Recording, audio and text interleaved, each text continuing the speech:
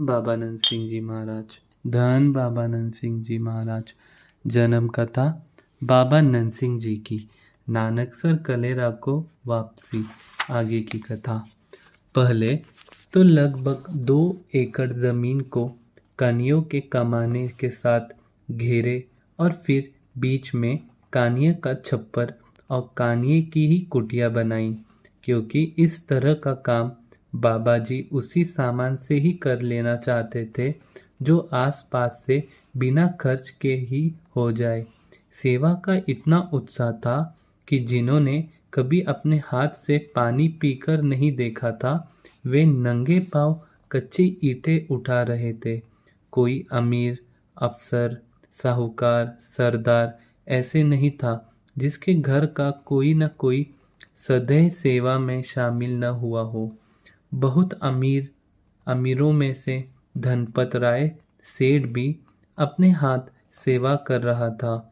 मजाक में सरदार तेज सिंह ने इनकी टोकरी में इतनी मिट्टी डाल दी कि लाल धनपत राय बड़ी कठिनाई से टोकरी उठाकर ले जा रहा था। यह देखकर भाई सुलकन सिंह, जो इनकी प्रतिष्ठ को अच्छी तरह जानता था, बाबा जी को कहने लगा, देखो जी, धनपत कितना मुश्किल में है।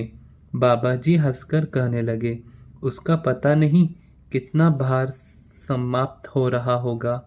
शरीर सेवा करवाकर बाबा जी अह भी दूर करते थे और कई प्रकार के पापों को भी उतार देते थे। देरा संपूर्ण होने पर कीर्तन कथा और पाठों का प्रोग्राम आरंभ हो गया। यह कलयुग के साथ मोर्चा था। उसने कई प्रकार के विघ्न डालने शुरू कर दिए। पार्टियों ने कई भयानक दृश्य देखने, कई सांप सहुलगड़े का छोटे से गिरना। इन्होंने दिनों की बात है कि एक सरकारी कर्मचारी जो किसी विभाग में इंस्पेक्टर था, संगत करने लग पड़ा और रात को सुखमनी साहिब के पाठ की ड्यूटी करने लगा। लगभग 2 बज चौकड़ी मारकर वह पाठ कर रहा था कि किसी भीगी हुई चीज ने उसके पांवों को छुआ। यह देखा कि कोई बड़ा सांप होगा कि वह इतना भयभीत हुआ कि उसकी चीखें निकल पड़ी।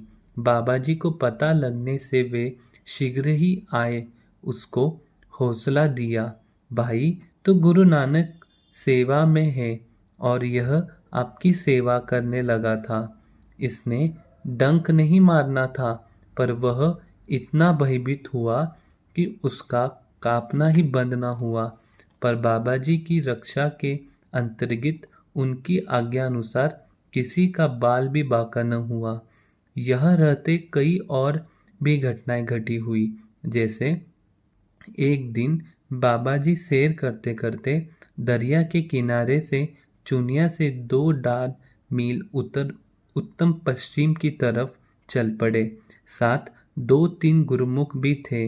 दीवान का समय हो गया, कीर्तन भी शुरू हो गया। संगत भी काफी इंतजार में बैठी थी। इतने में एक सरदार घोड़ी पर चढ़कर दर्शन के लिए डेरे पर आ गया। बाबा जी के दर्शन न होने पर सरदार घोड़ी लेकर उसी तरफ चला गया जिधर बाबा जी गए थे। चरणों में माथा टेका, विनती की, जी संगत बहुत प्रतीक्षा कर रही है, आप घोड़ी पर चढ़कर चले। बाबा जी ने पहले तो मना कर दिया, पर सरदार के बहुत विनती करने पर और कि घोड़ी बहुत असील थी, आप जरूर इस पर बैठेंगे, कल्याण करो। तो बाबा जी घोड़ी पर बैठ गए।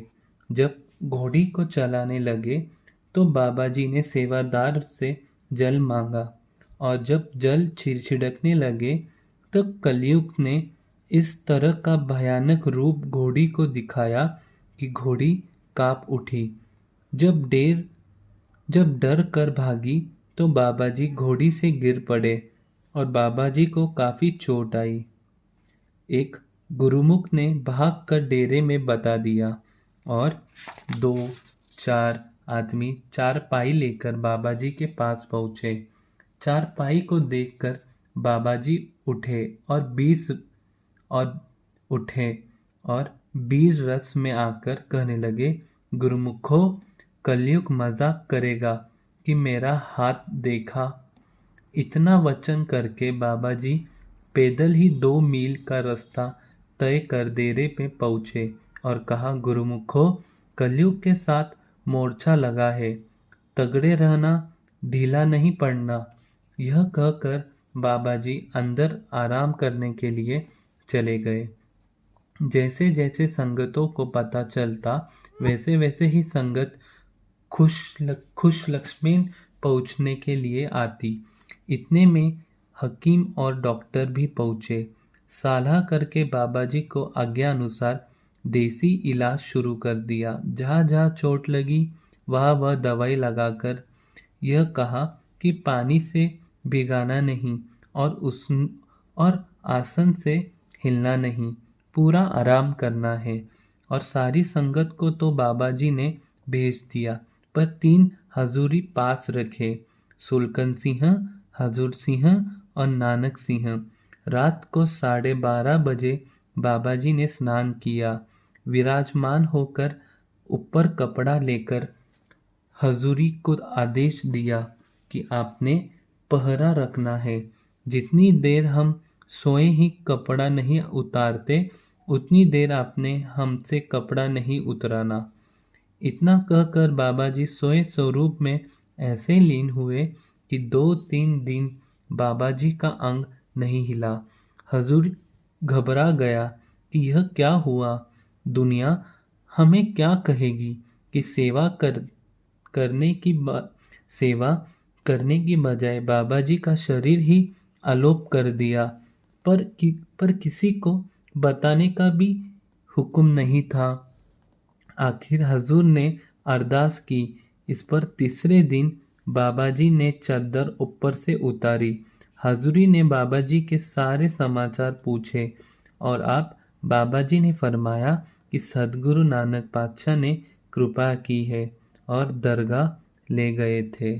धन गुरु नानक, धन बाबा नंद सिंह जी महाराज। आगे की साकी अगले दिन। धन बाबा नंद सिंह जी महाराज।